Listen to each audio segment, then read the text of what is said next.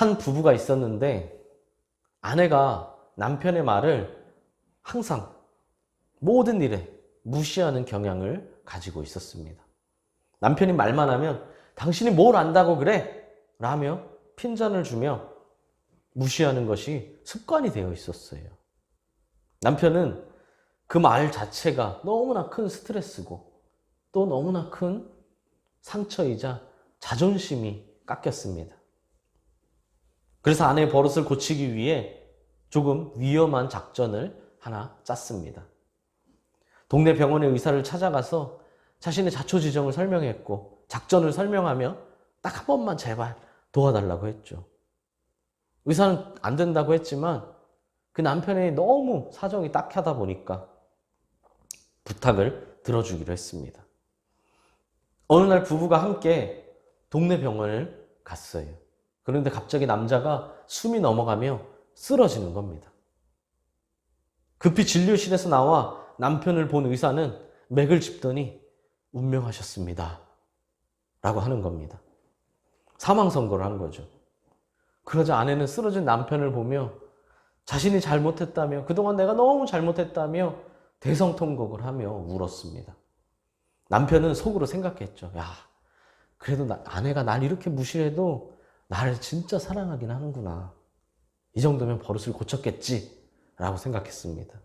그래서 조심스럽게 미소를 띠며 여보, 사실은 나 안 죽었어 라고 했습니다. 그래서 아내가 깜짝 놀랐죠. 그래서 다시 이내 엉엉 울며 이렇게 말했습니다.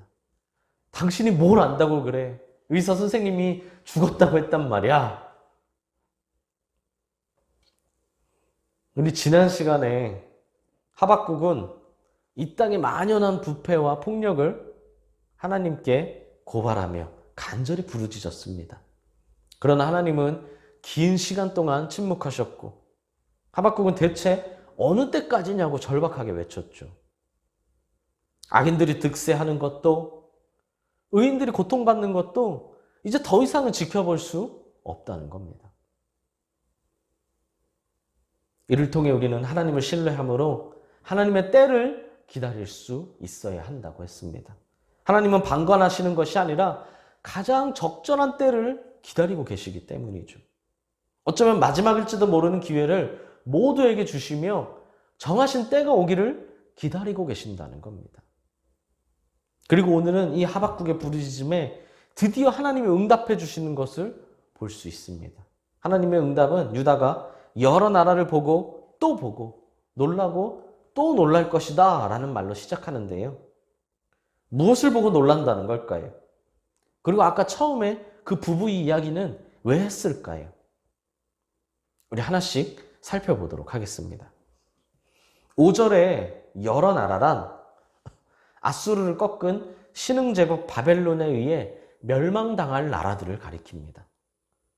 그러니까 바벨론에 의해 여러 나라들이, 수많은 나라들이 다 멸망당할 것이라는 거죠. 바벨론이 열국을 무너뜨리고 파괴하는 것을 유다가 보고 또 보게 되고 놀라고 또 놀라게 될 것이라는 말입니다. 문제는 이 여러 나라 안에는 유다도 포함되어 있다는 겁니다. 유다도 멸망할 것이라는 거죠. 아마 하박국이 전혀 예상하지 못한 답변이었을 겁니다. 하나님께 간절히 부르짖었는데 바벨론을 통해 모든 나라들이 망하고 심지어 유다도 망할 것이다. 하나님의 응답을 정리하면 이렇죠. 그동안 하박국이 지켜볼 수밖에 없었던 유다의 죄악으로 인해 하나님의 심판이 초래되었다는 겁니다. 그 결과 이웃 나라는 물론 범죄한 유다 역시 바벨론에게 처참하게 멸망당할 것이라는 거죠. 물론 아직 그때는 오지 않았습니다. 아직 바벨론이 침략을 하지도 않았고 침략해올 기미도 없습니다. 하나님의 계획이 준비가 덜 됐거나 하나님이 망설이시기 때문인가요? 아니죠. 아직 그때가 오지 않았다는 건 아직은 하나님이 기회를 주고 계시다는 겁니다. 아직은 돌아설 수 있는 기회가 남았다는 것이죠. 이제라도 회개하고 이제라도 하나님께 돌아오면 된다는 겁니다. 그러나 이를 믿는 자가 아무도 없었습니다. 하나님이 뭐라고 하시나요? 누가 너희에게 말할지라도 너희가 믿지 아니하리라. 하나님의 경고를 아무도 믿지 않았다는 겁니다. 바벨론이 일어나서 여러 나라를 멸망시키고 유다도 멸망시킬 것이라고, 그래서 너희가 그 장면을 분명히 두 눈으로 똑똑히 보게 되고 놀라게 될 것이라고 말씀하셨지만 아무도 믿지 않았다는 거죠. 물론 그들의 행동이 어느 정도 이해는 됩니다. 왜냐하면 이 말씀을 주실 당시에 바벨론은 물론 약한 나라는 아니었지만 그렇다고 패권 국가였던 아수르를 무너뜨리고 모든 나라를 정복해 나갈 만큼 강한 나라는 아니었기 때문입니다. 따라서 유다의 입장에서 오늘 하나님의 말씀은 그들에게 아무런 작은 위기감도 주지 못했습니다. 게다가 유다는 강력한 선민의식이 있었죠. 혹시 지금은 바벨론이 그럴 나라 깜도 안 되지만 나중에 혹시 쟤네가 강해진다 할지라도 우리는 하나님께 선택받은 하나님을 믿는 하나님의 백성이고 바벨론은 우상을 섬기는 이방 나라이기 때문에 우리가 그들에게 멸망당한 일은 없다고 생각했다는 겁니다. 여기서 너희에게 말할지라도 라는 말의 원어의 의미를 살펴보면 반복적으로 여러 번 말했다는 의미입니다. 심판 경고가 반복적으로 제시되었음에도 불구하고 유다는 하나님의 경고를 계속된 불신으로 일관했다는 거죠. 그러나 우리가 분명히 알아야 할 것은 바벨론은 하나님이 일으킨 나라라는 겁니다. 하나님이 일으키신 바벨론은 어떤 나라입니까? 무려 6절에서 10절까지 구체적으로 설명하고 있습니다. 갈대아 사람이라고 불리는 그들은 유다의 동편에서 일어나 모든 것을 휩쓸며 모든 것을 정복해 나갔습니다. 우선 그들은 사납고 성급한 사람들입니다. 사납다라는 것은 강하고 무섭다는 뜻이고 성급하다라는 것은 성격이 급하다는 것이 아니라 그들의 행동이 아주 민첩하고 빠르다는 것을 의미합니다. 한마디로 전투에 능한 자들이라는 거죠. 실제 역사 속에서 그들은 아주 놀라운 속도로 이 고대 근동을 제패해 나갔습니다. 또한 그들은 두렵고 무서우며 당당함과 위엄이 자기들에게서 나온다라고 합니다. 바벨론 군사들은 누구보다 용맹한 동시에 누구보다 잔인하기에 아무도 대적할 수가 없다는 거죠. 자기 자신 외에는 그 어떤 권위도 인정하지 않기 때문에 바벨론이 가는 곳은 다 무너뜨리고 굴복시킨다는 겁니다. 자기들 외에 그 어떤 권위도 세움을 용납하지 못한다는 거죠. 심지어 그들의 군마는 표범보다 빠르고 저녁 이리보다 사납다고 합니다. 구약에서 표범은 성 밖에서 성문을 엿보고 있다가 성 안에서 나오는 사람을 찢어서 죽이는 아주 잔인한 동물로 묘사됩니다. 성 밖에서 기다리고 있다가요. 1위는 한 번 붙잡은 것은 결코 놓지 않고 끝까지 물어뜯어 죽이는 잔인한 동물로 묘사됩니다. 둘이 조금 다르죠. 그런 표범보다 빠르고 1위보다 사납다는 것은 맹수보다도 더 잔인하고 강하다는 겁니다. 한번 정복하기로 작정하면 절대 포기하지 않고 반드시 정복시키는 아주 끈질기고 잔인한 성향을 갖고 있다는 겁니다. 실제로 바벨론은 천혜의 요새를 가지고 있던 두로의 저항에도 무려 13년 동안이나 공격해 결국 굴복시켰고 예루살렘 성도 아주 오랫동안 계속 끈질기게 포위를 해버렸습니다. 그 가운데 결국 정복시켰죠. 마치 먹이를 낚아채는 독수리처럼 바벨론이 얼마나 무섭고 두려운지를 묘사하고 있는 겁니다. 9절을 보면 그들이 유다를 침략하는 목적은 강포를 행하기 위함이라고 합니다. 9절은 10절만이 아니라 2절과 3절과도 함께 이해해야 하는데요. 먼저 2절, 3절을 보면 불의한 위정자들이 하나님의 백성에게 강포를 행했다고 했습니다. 백성들을 잘 다스려야 할 위정자들이 법을 왜곡시키고 재판을 왜곡시키고 백성들을 강탈했다고 했죠. 그런데 이 10절을 보면 10절에 왕과 방백들이 나오는데요. 이 왕과 방백들이 누구냐? 바로 이 2절과 3절에서 자기 백성에게 강포를 행하던 자들입니다. 무슨 말이냐면 지금까지는 유다 안에서 불의한 위정자들이 자신의 유익을 위해 백성들에게 강포를 행했다면 이제는 바벨론이 쳐들어와서 바벨론이 자신의 이익을 위해 유다의 왕과 불의한 위정자들에게 강포를 행했다는 거죠. 그동안 강포를 행했던 자들에게 이제 바벨론이 와서 그들에게 강포를 행한다는 겁니다. 아무도 말릴 수 없는 바벨론이 악을 행하던 위정자들을 조소하고 멸시할 것이라는 거죠. 원래 이 고대 근동의 전쟁에서 강대국이 이웃나라를 침략해 정복할지라도 일반적으로 그 나라의 권력자들은 이전의 신분을 유지해주고 또 이전과 비슷한 대우까지 해줬습니다. 왜냐하면 안 그래도 적개심에 사로잡힌 정복민들이 자신의 지도자까지 막 죽이고 지도자들까지 막 다 괴롭히고 하면은 그 반발심이 더 커지잖아요. 근데 굳이 그렇게 할 필요가 없었던 겁니다. 굳이 적개심을 키울 필요가 없었던 거죠. 그래서 다른 나라를 침략해 무너뜨려도 힘 있는 자들은 대부분 그 힘을 유지하게 해줬다는 겁니다. 또 그래야 그 사람들이 백성들을 다독여주니까요. 그러나 하나님은 바벨론이 유다의 왕들과 방백을 멸시하고 조소할 것이라고 하십니다. 실제로 바벨론은 여호야긴 왕을 쇠사슬로 묶어버려서 그냥 바벨론으로 끌고 가버렸고요.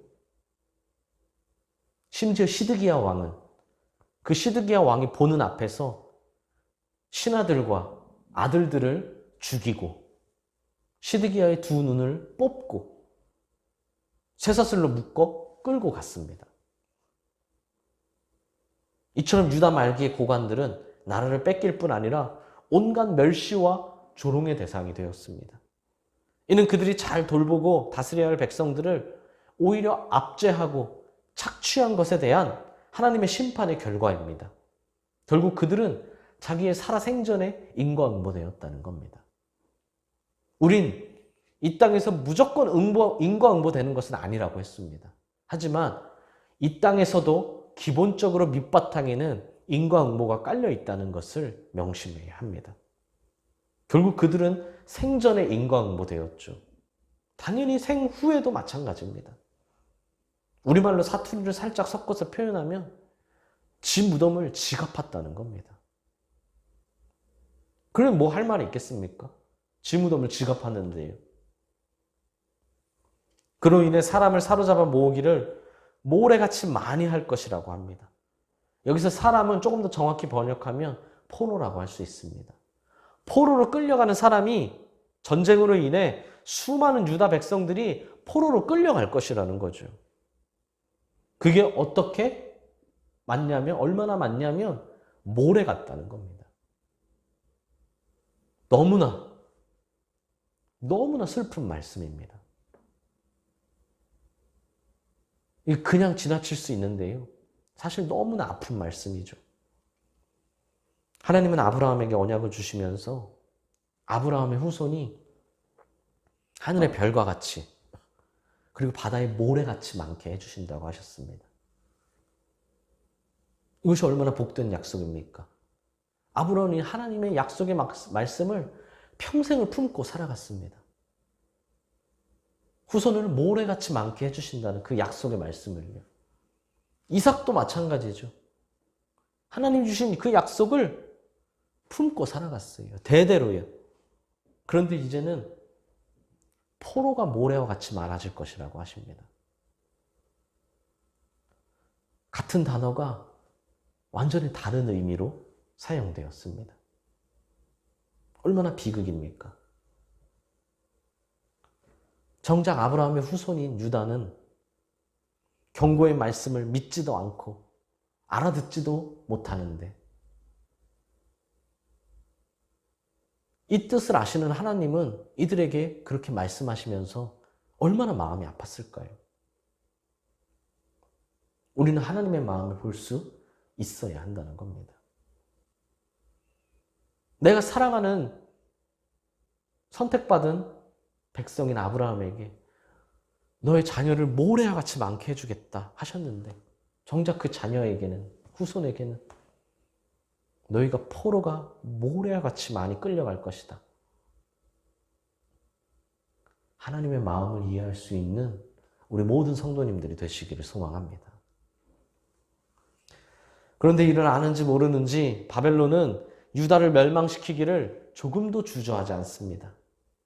모든 견고한 성들을 비웃고 흉벽을 쌓아 점령할 것이라고 합니다.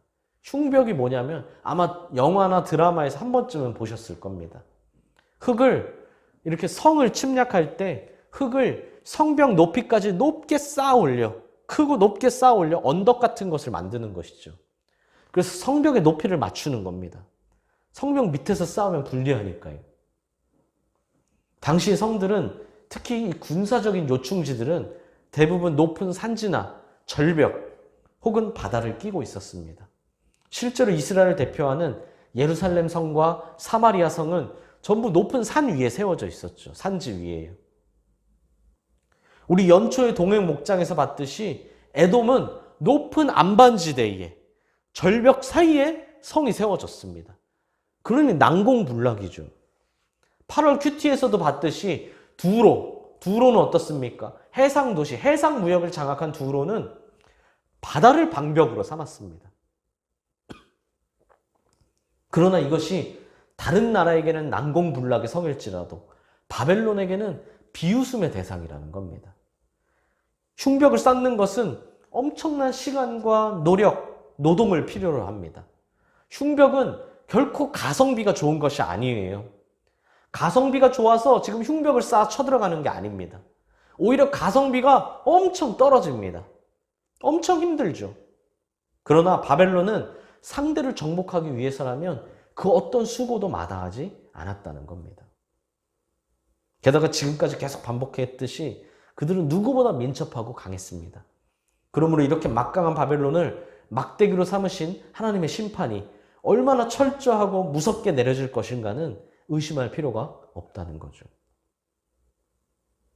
지금까지 6절에서 10절까지 봤는데요. 5절까지 포함하면 이 하나님의 응답의 대부분입니다. 첫 번째 하박국의 기도의 첫 번째 하나님의 응답인데요. 5절부터 11절까지인데 무려 5절에서 10절까지 이것이 과연 하박국의 부르짖음에 대한 응답인지 아니면 바벨론의 변호사인지 헷갈릴 정도입니다. 마치 바벨론이 하나님의 선한 군대처럼 보이기도 하죠. 그러나 11절을 보면 바벨론은 단지 자신의 탐욕을 채우기 위한 약탈자일 뿐임을 알 수 있습니다. 하지만 우리는 하나님이 그 약탈자인 바벨론을 심판의 도구로 사용하신다는 것을 명심해야 합니다. 5절에 내가 한 가지 일을 행할 것이라 라는 말씀과 6절에 일으켰나니 라는 말씀을 보십시오. 무엇보다 8절에서 괜히 독수리로 비유되는 것이 아닙니다. 신명기를 보면 이스라엘이 하나님께 불순종을 저지를 때면 멀리 땅끝에서 한 민족이 독수리가 날아오는 것 같이 너를 치게 오러 하시리니 라는 말씀이 있습니다. 바벨론을 독수리에 비유했다는 건 결국 유다의 불순종에 하나님이 심판하신다는 겁니다. 사랑하는 수원동익교회 성도 여러분, 오늘 우리가 기억할 것은 하나님의 말씀을 무시한 결과는 심판뿐이라는 겁니다. 동시대 선지자인 하박국보다 동시대, 조금 느리지만 그래도 동시대인 선지자인 예레미야를 보면 예레미야도 유다의 죄악을 책망하며 진실하게 회개를 거듭할 것을 촉구했습니다. 그러나 여호야김 왕 시대에 유다가 하나님의 말씀을 얼마나 철저하게 멸시했습니까? 여호야김은 물론이고 유다의 백성들은 하나님의 말씀을 전하는 예레미야를 오히려 핍박했습니다. 심지어 하나님의 말씀이 기록된 두루마리를 소각해버리는, 불태워버리는 만행까지 저질렀죠. 하나님의 말씀을 거부하는 것을 넘어 조소하고 멸시하기까지 했다는 겁니다. 결국 이들을 향한 하나님의 응답은 바벨론을 심판의 도구로 삼으시겠다는 겁니다. 죄악이 가득한 유다를 멸망시키시고 그 백성들을 포로로 잡아가게 하시겠다는 거죠. 너무나 당연한 결과입니다.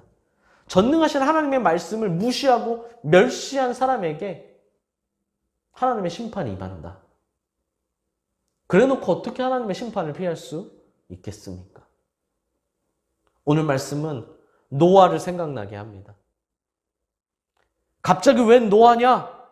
라고 말할 수도 있지만 처음에 말했듯이 하나님의 경고를 아무도 믿지 않았습니다. 하나님은 여러 번 경고했다고 하셨지만 아무도 듣지 않았다는 거죠.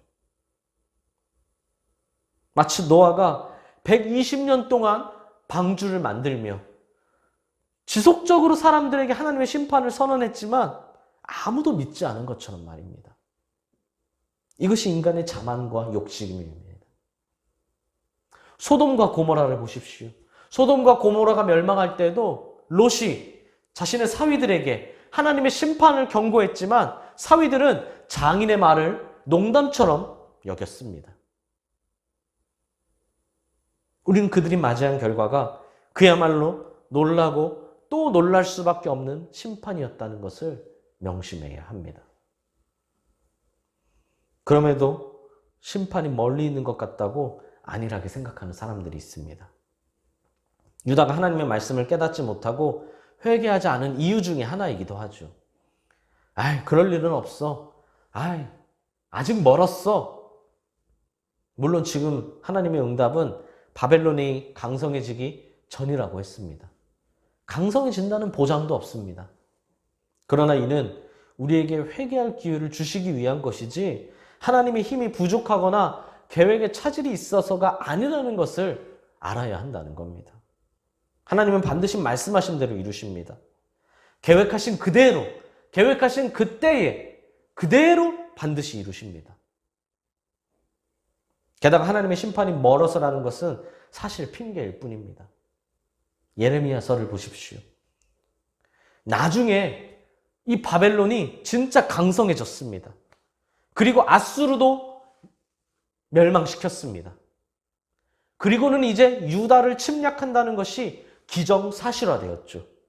심지어 유다 백성이 이미 2차례나 멸망하기 전에 이미 2차례나 포로로 끌려가는 일이 발생했음에도 불구하고 유다는 자신들은 절대로 망하지 않는다면서 끝까지 멸망의 순간까지 자만하고 타락하며 방탕했습니다.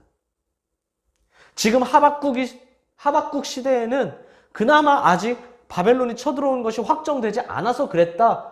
그렇게 이해해 볼 수라도 있겠지만 예레미야서를 보면 이제 조금 지나 바벨론이 쳐들어온 것을 임박했음에도 불구하고 그들은 끝까지 타락했다는 겁니다. 사실 알고 보면 하나님의 심판이 멀리 있다고 방심한 것이 아니라 그들은 애초에 하나님의 말씀을 듣지 않았다는 것이죠. 하나님의 심판이 가까이 왔다고 해서 딱히 달라지는 것은 없다는 겁니다. 그러므로 우린 언제나 지금 순종하는 사람이 되어야 합니다.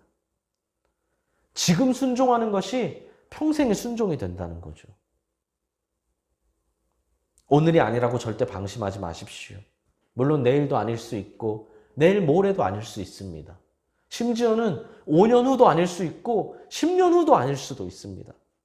그러나 그렇다고 방심하면 결국 멸망뿐입니다. 영적으로, 도덕적으로 늘 깨어 있어야 합니다. 늘 깨어서 하나님을 경외하는 우리 모든 성도님들이 되시기를 바랍니다. 세상을 다스리는 분이 누구십니까? 만물의 절대 주권자는 하나님이시라는 것을 알아야 합니다. 인간의 선을 통해서도 인간의 악을 통해서도 섭리하시는 분은 하나님이시라는 거죠. 바벨론은 본래 작은 나라였습니다. 원래는 아수르의 지배를 받았던 나라였습니다. 그런데 그런 바벨론이 점점 강성해지며 오히려 아수르를 멸망시키고 새로운 패자가 되었죠. 이를 외적으로만 본다면 바벨론이란 나라가 진짜 대단하구나. 스스로 힘을 잘 키웠구나. 유다를 침략한 건 그냥 우연이구나. 라고 보일 겁니다. 그러나 우린 타락한 유다를 심판하기 위해 하나님이 바벨론을 일으키셨다는 걸 알아야 합니다. 일찍이 하나님은 히스기야 왕이 범죄했을 때 바벨론을 통해 유다를 심판하실 것이라고 이미 한참 전에 미리 말씀하셨습니다. 그러므로 강한 아수르가 무너진 것도, 유다가 멸망한 것도 전부 우연이 아니라 하나님의 뜻, 계획이라는 겁니다. 섭리라는 것이죠. 그러므로 역사를 배우거나 역사적 사건을 볼 때 그저 겉으로 드러난 사실만 봐서는 안 됩니다. 하물며 우리 인생은 어떻겠습니까? 언제나 하나님의 손길과 뜻을 발견할 수 있어야 한다는 겁니다. 당장 불행한 좀 어려운 일이 생겼다고 하나님이 나를 버리셨구나 하는 것이 아니라 그냥 당장 조금 좋은 일이 생겼다고 난 잘하고 있구나, 그냥 이대로 살면 되겠구나 하지 말고 하나님의 뜻을 발견할 수 있어야 하나님이 원하시는 하나님의 뜻에 부합한 삶을 살 수 있다는 겁니다. 사랑하는 수원동인교회 성도 여러분, 하나님은 하박국의 끈질긴 기도에 마침내 응답해 주셨습니다. 하나님의 응답이 무엇입니까? 유다의 타락에 대한 하나님의 침묵이 죄에 대한 방관이 아니었음을 분명히 보여주십니다. 단지 아직 하나님의 때가 이르지 않았을 뿐이라는 거죠. 하나님은 결코 죄를 간과하지 않으시며 정하신 때가 오면 반드시 공의를 실천하셔서 죄악을 다 없애십니다. 설사 그 대상이 하나님과 직접 언약을 맺은 선택받은 민족이라 할지라도 말입니다. 이는 우리에게 아주 큰 경종을 울립니다. 오늘날 스스로 성도라고 자부하면서 말씀에 순종하지 않고 죄악을 행하는 자들이 있습니다. 그러나 하나님은 유다에게 심판을 내리신 것처럼 우리에게도 얼마든지 심판을 내리실 수 있다는 겁니다. 입술뿐인 신앙이, 진실한 삶이 없는 확신이 얼마나 허망한 것인가를 깨닫게 하실 것이란 겁니다. 지난주에 하박국은 하나님께 한 번이 아니라 여러 번을 간절히 부르짖었다고 했습니다. 하지만 하나님이 침묵하신다며 하나님, 도대체 하나님의 때가 언제입니까? 속히 응답해 달라고 했습니다. 또한 우리도 어쩌면 고난 속에서 하나님, 제가 당하는 고난이 도대체 언제까지입니까? 라고 하나님께 부르짖고, 심지어는 때로는 하나님 답답합니다. 도대체 언제까지입니까? 라고 외칠 수도 있습니다. 근데 오늘 알고 보니 하나님은 유다에게 한 번이 아니라 이미 여러 번을 분명히 말씀하셨다는 겁니다. 오히려 하나님은 유다에게 내가 그렇게 너에게 경고했지만 너희가 내 말을 무시했다 라고 하십니다. 그렇다면 우리도 마찬가지겠죠. 사실은 우리가 답답해하는 것이 아니라 하나님이 답답해하신다는 겁니다. 오늘 제가 제일 처음에 말씀드렸던 어느 부부의 이야기를 기억하십니까? 당신이 뭘 안다고 그래? 절체절명의 상황에서도 남편을 무시하는 아내의 언행은 바뀌지 않았습니다. 우리는 혹시 우리가 그 아내처럼 말하고 행동하는 것은 아닌지 깊이 되돌아봐야 한다는 겁니다. 우리가 그 아내처럼 똑같이 하나님께 그러고 있는 것은 아닌지, 지금 내 상황이 괜찮다고 하나님의 말씀을 흘려듣고 계시진 않습니까? 나는 더 바라는 것도 없어. 그냥 지금처럼만 이대로만 쭉 가면 좋겠어. 이대로만 되면 나는 바라는 것도 없어. 안심하고 있진 않습니까? 말씀에 순종하면서 그런다면 다행이지만 본문의 유다의 모습이 되어서는 안 된다는 겁니다. 유다는 하나님의 경고의 말씀을 듣고도 아무런 동요가 없었습니다. 나는 선택받았으니까. 나는 괜찮아. 온갖 악행을 저지르면서도 자신은 괜찮다고 했습니다. 지나친 선민의식이 그들을 결국 멸망으로 이끌었죠. 우리는 그 전철을 밟아선 안 된다는 겁니다. 본래 선민의식은 좋은 것입니다. 나는 다름 아닌 하나님의 백성이야. 나는 사실을 늘 명심하고 하나님의 백성에 합당하게 살아야지. 하나님의 백성답게 살아야지. 이렇게 하나님의 뜻에 맞게 살 수 있는 것이 선민의식입니다. 그러나 지나친 선민의식은 믿음이 아니라 욕심입니다. 나는 이미 구원받았기에 어떤 악행을 저질러도 다 용서받아. 나는 절대 멸망하지 않아. 난 괜찮아. 뭐 나중에 하면 되지. 이는 하나님을 믿는 믿음이 아니라 세상의 욕망에 철저히 지배당하는 자만일 뿐이라는 겁니다. 하나님 말씀을 듣고 계십니까? 아니면 어렸을 때 아이들이 그러는 것처럼 이렇게 눈과 귀를 닫고 하고 계십니까? 심판이 멀리 있다고 생각하지 마십시오. 오히려 심판은 아주 가까이에 있습니다. 그러므로 언제나 하나님의 말씀에 귀를 기울이는 우리, 늘 주님께로 돌아서는 우리가 되기를 바랍니다. 그럼에도 우리의 삶은 여전히 고난 속에 있을 수도 있지만 그때는 여호수아처럼 결단하십시오. 어떤 상황에서도 오직 나와 내 집은 하나님만을 섬기겠다 라고 말입니다. 오직 나는 하나님의 말씀을 듣고 오직 나는 하나님을 경배하고 오직 나는 하나님을 섬기는 삶을 살겠다 라고 다짐하시라는 겁니다. 그때 내게 임하는 하나님의 심판을 보고 놀라고 또 놀라는 것이 아니라 내게 임하는 하나님의 은혜를 보고 놀라고 또 놀라게 될 줄 믿습니다. 그러므로 하나님의 말씀을 알고 하나님의 마음을 이해하고 하나님의 뜻을 따라 살아가는 우리 모든 수원동행교회 성도님들이 되시기를 주님의 이름으로 간절히 소망합니다.